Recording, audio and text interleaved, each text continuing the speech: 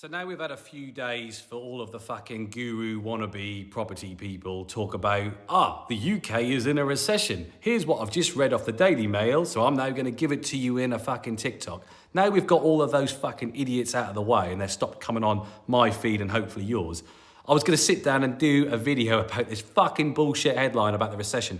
But then I was reading through some of the comments and this guy has absolutely hit the nail on the head. So two birds, one stone. Video about recession, or we're in a recession, and a reply to this comment to highlight what is effectively a really good comment. So there have been, every fucking TikTok guru for a start has jumped on the fucking, the UK's in a recession. What does this mean? And they're reading the shit that they read off the Daily Mail. No one has given their fucking insight from their experience and from their opinion. And here's the fucking facts for a start. The recession figure, which this guy highlights, is off the back of 2 quarters at the end of 2023. And those figures can be revised, so they're not 100% accurate. So we don't know if those figures are 100% accurate to start with. But let's be fucking honest here.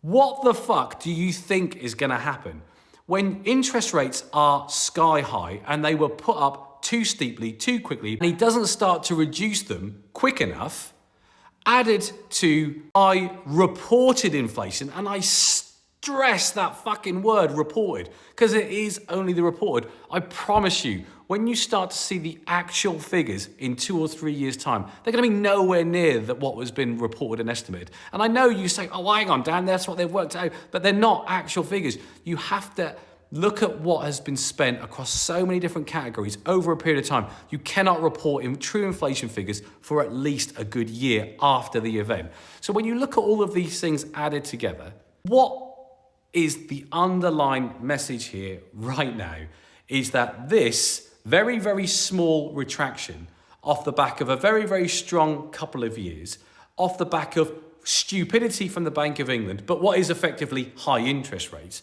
a very, very steep decline in spending because people got so worried, which has already started to turn the corner, means the economy didn't grow as much as it should have done.